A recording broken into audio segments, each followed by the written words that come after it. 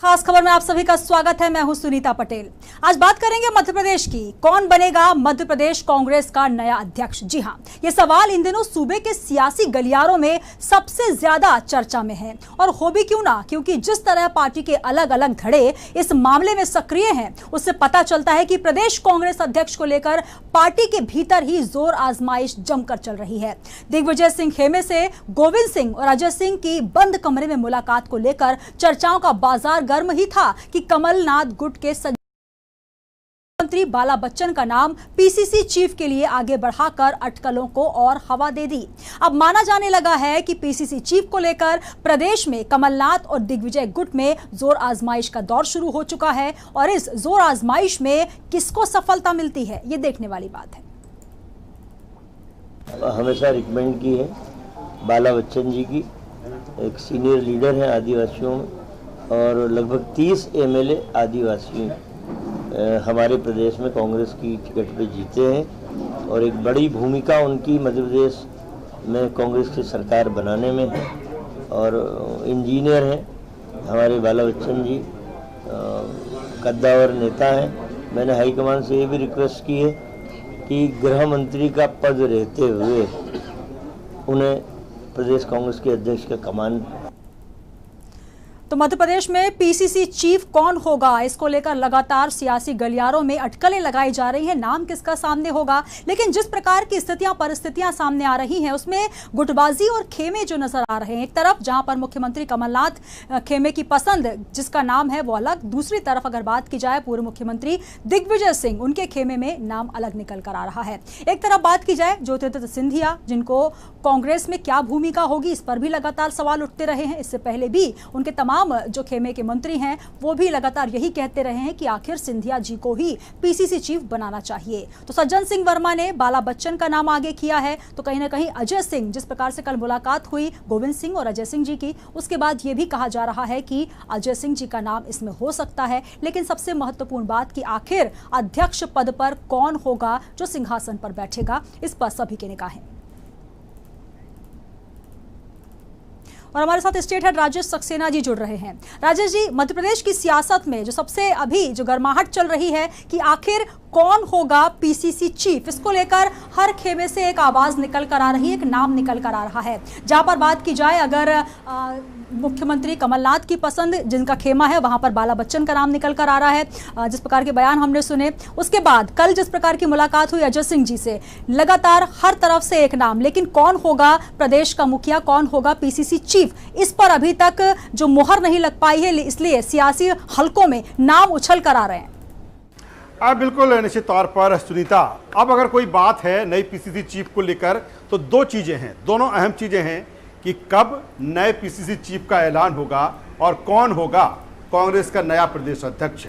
और जब से बैठकों का दौर खत्म हुआ है, कल दिल्ली में जिस तरह से दीपक बाबरिया प्रदेश प्रभारी और अहमद पटेल सोनिया गांधी से मिले, बैठक चली और बैठक के बाद जो सारी बैठकों का दौर था वो कल शाम को खत्म हो गया और तभी से मध्य प्रदेश में कांग्रेस में खेमे में लगातार हलचल तेज हो गई। कल जिस तरह से अजय सिंह से पहले पूर्व मुख्यमंत्री दिग्विजय सिंह मिले, फिर मंत्री डॉक्टर गोविंद सिंह मिले और बंद कमरे में बातचीत हुई और इसके अलग अलग तरह के मायने निकाले जाने लगे कि आखिर अजय सिंह से अचानक इन नेताओं के मिलने के पीछे की वजह क्या है। क्या अजय सिंह वो नाम है नए प्रदेश अध्यक्ष को लेकर, या फिर कहीं ना कहीं अध्यक्ष की घोषणा होने से पहले अजय सिंह को साधने की कोशिश है।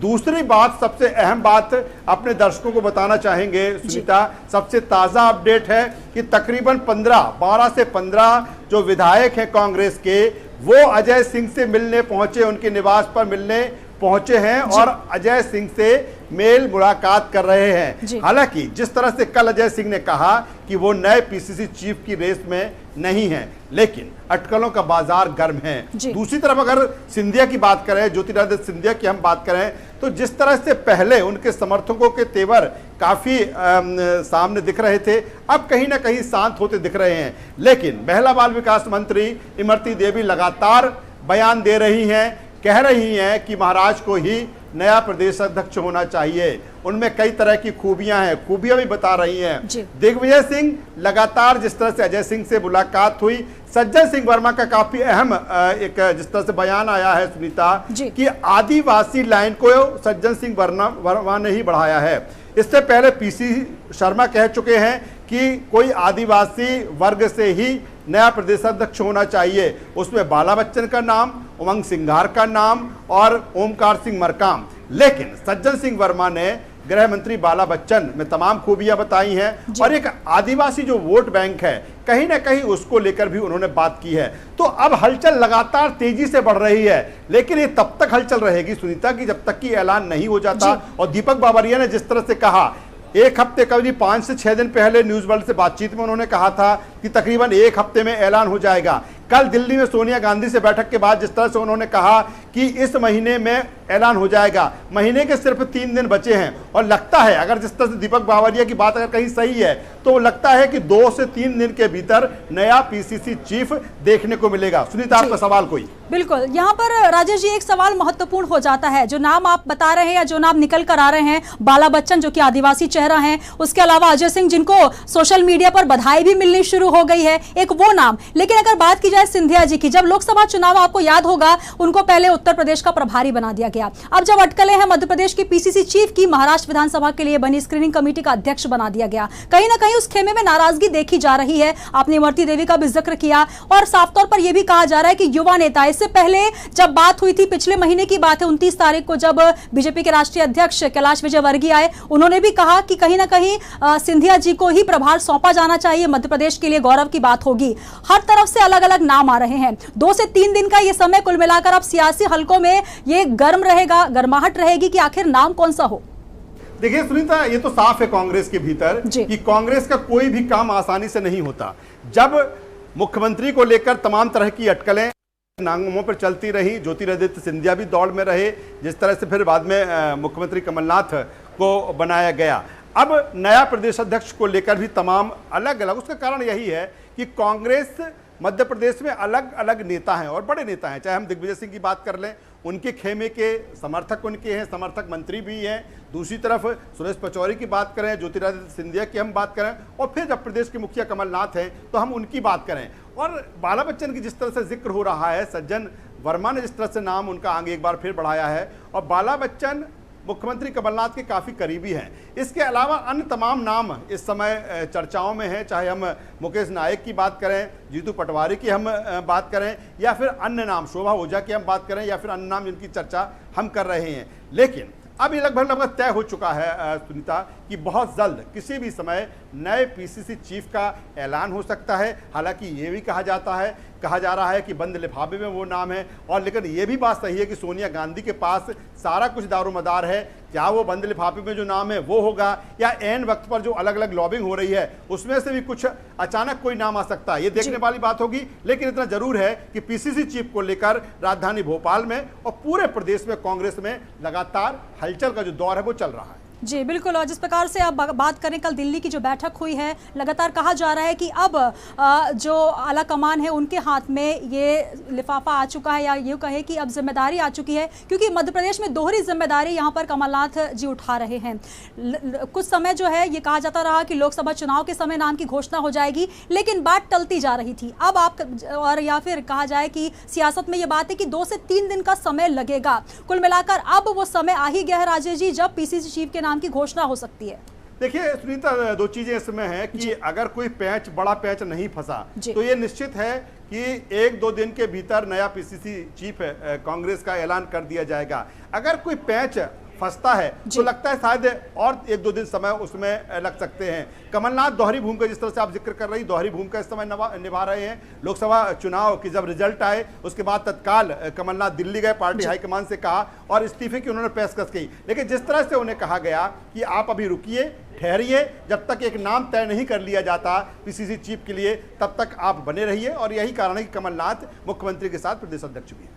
तो बिल्कुल अब अटकलों का बाजार गर्म है और जो नाम निकल कर आ रहे हैं उसमें से कोई एक नाम जो है अब पीसीसी चीफ के तौर पर नियुक्त किया जा सकता है, उसका ऐलान किया जा सकता है। बहुत शुक्रिया राजेश जी हमारे साथ जुड़ने के लिए।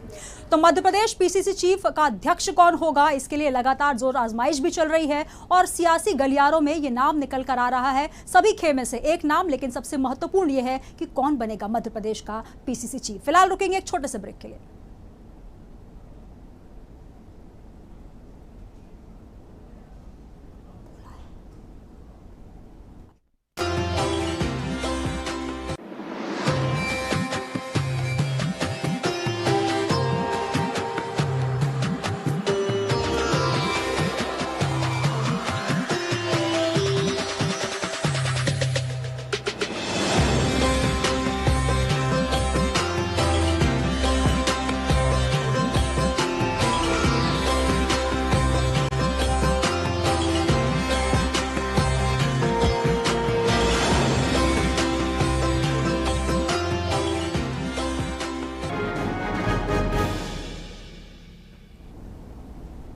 चलिए अब बात करेंगे खास खबर में छत्तीसगढ़ की। अजीत जोगी की जाति को लेकर छत्तीसगढ़ में सियासत गर्म है और इसको लेकर सीएम भूपेश बघेल ने कहा कि मेरी जोगी से कोई दुश्मनी नहीं है। साथ ही कहा कि बीजेपी ने जोगी की जाति पर सवाल उठाए थे और नियम के अनुसार जाति का निर्धारण समिति करती है। तो वहीं सीएम भूपेश बघेल ने समिति में नियमों के पालन की बात कही है। आपको बता दें कि अजीत जोगी की जाति मामले में जांच कर रही हाई पावर कमेटी ने अपनी रिपोर्ट में जोगी को आदिवासी नहीं माना और उनके जाति प्रमाण पत्र को निरस्त कर दिया गया। इसके बाद अमित जोगी ने सरकार पर सवाल उठाए और हाई कोर्ट जाने की बात भी कही। क्या उनसे दुश्मनी है? जाति का जो मामला है भारतीय जनता पार्टी ने उठाया और यही ब्रिजमोहन जी, अजय जी, शिवरतन शर्मा जी, ये सभी पिटिशनर हैं सुप्रीम कोर्ट में। उसमें तत्कालीन कलेक्टर बिलासपुर भी है और संत नेताम भी। ये कौन लोग थे इसे बताने की जरूरत है, उसके डिमांड। तो लगातार जाति को लेकर सवाल उठ रहे हैं और इस पर सीएम भूपेश बघेल ने भी साफ किया है कि जो रिपोर्ट है वो कमेटी के द्वारा सौंपी गई है, इसमें इनकी कोई मंशा नहीं है, जिसको लेकर लगातार आरोप लगाए जा रहे हैं। तो समिति में नियमों के पालन की बात उन्होंने की है। सीएम भूपेश बघेल का बयान आपने सुना, लेकिन लगातार अब अजीत जोगी इसको मानने के लिए तैयार नहीं है कि हाई पावर कमेटी ने जो रिपोर्ट सौंपी है वो निष्पक्ष है या नहीं। लगातार उसकी निष्पक्षता को लेकर भी सवाल उठ रहे हैं और इसके अलावा उनके सुपुत्र अमित जोगी, उन्होंने साफ तौर पर कहा है कि वे सरकार पर संदेह कर रहे हैं और हाईकोर्ट की बात भी वो कर रहे हैं कि हाईकोर्ट का रुख करेंगे। और लगातार 2 बार कमेटी गठित की जा चुकी है, लेकिन अब हाईकोर्ट जाने की बात कर रहे हैं अमित जोगी।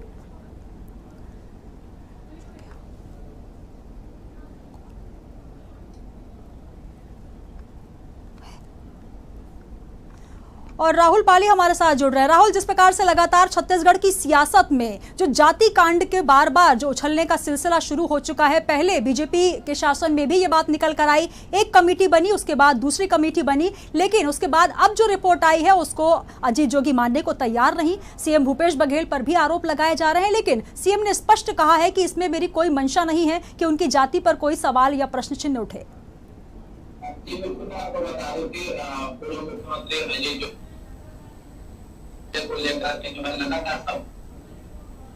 जी देखा गया था कि 2011 के एक फैसले सामने आए थे जिसमें रीना बाबा का जो समकालक के द्वारा जो है एक फैसले सामने रखे गए, जिसमें भी जो उन्हें आदिवासी करार नहीं दिया गया था। उसके बाद जो प्रदेश में कांग्रेस की सरकार बनने के बाद अब लगातार पूर्व मुख्यमंत्री अजीत जोगी के जाति मामले में फिर से कार्रवाई करते हुए सीधे तौर पर डीडीसी की अध्यक्षता में जो है कमेटी बनाई गई थी, उसमें भी जो रिपोर्ट आई उसमें अजीत जोगी को आदिवासी करार नहीं दिया गया। तो कहीं ना कहीं यह मामला चूर पकड़ते हुए नजर आया। वहीं जब पूर्व मुख्यमंत्री अजीत जोगी से इस मामले में चर्चा की गई तो उनका यही कहना था कि भूपेश सरकार के द्वारा जो है फिर से ये कांड को सामने लाया गया है और सीधे तौर पर यह फैसला जो है भूपेश सरकार ने कराई है। इस मामले को लेकर के जब भूपेश बघेल जो प्रदेश के मुखिया हैं उनसे जब बात की जाती है तो वो उनका कहना है कि जो जांच रिपोर्ट जो तय की गई है उस आधार पर जो है निर्णय सामने आया जिसमें आदिवासी को अजीत जोगी को नहीं माना गया है।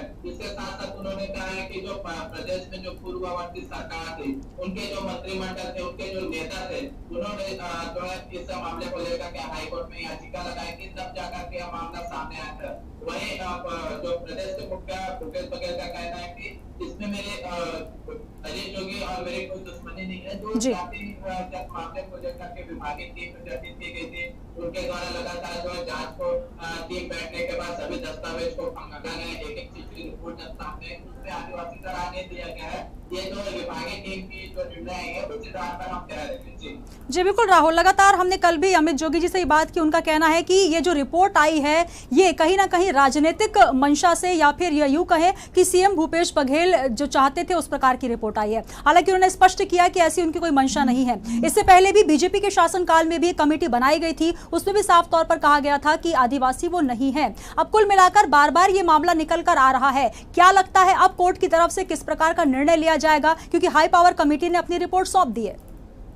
जी बिल्कुल, यह मामला न्यायालय में चला गया है। इसके साथ साथ अगर बात की जाए अजीत जोगी के, तो अजीत जोगी का यही बयान सामने आया है कि अब इस मामले को लेकर के जो है सामने हाई कोर्ट पे जाएंगे, उसके बाद जो सुप्रीम कोर्ट पे जाने तक की बात कह दी है। तो कहीं ना कहीं यह मामला जब न्यायालय में रहने के बाद भी जब सबसे पहले इस मामले को जब सुप्रीम कोर्ट में जब याचिका लगाई गई थी संत कुमार नेतृत्व के द्वारा, तो उनका यही कहना था कि प्रदेश स्तर की जो एक राज्य कमेटी बनाई जाएगी उस पे यह विभागीय जांच की प्रक्रिया रहेगी, उस आधार पर कार्रवाई की जाएगी। जब पहले मामला सामने आया भाजपा के साथ उन्होंने आदिवासी कराने दिया, अब जो है प्रदेश में जो है कांग्रेस की सरकार है उन्होंने आदिवासी कराने दिया। इस रिपोर्ट के आधार पर अब सुप्रीम कोर्ट और हाई कोर्ट का जो फैसला आएगा उस हुआ देखने वाली बात होगी। लेकिन जातिगत मामले में लगातार जो है पूर्व मुख्यमंत्री अजीत जोगी लगातार फंसते हुए नजर आ रहे हैं। उनका यही कहना है कि जो मैं आदिवासियों से पूरे तथ्य पूरे ब्यौरे के साथ उनका कहते हुए नजर आते हैं। पिछले दिनों 20 अगस्त की बात की जाए तो उनको मंत्रालय के समक्ष जब पेश किया गया तो उस ब्यौरे के साथ में भी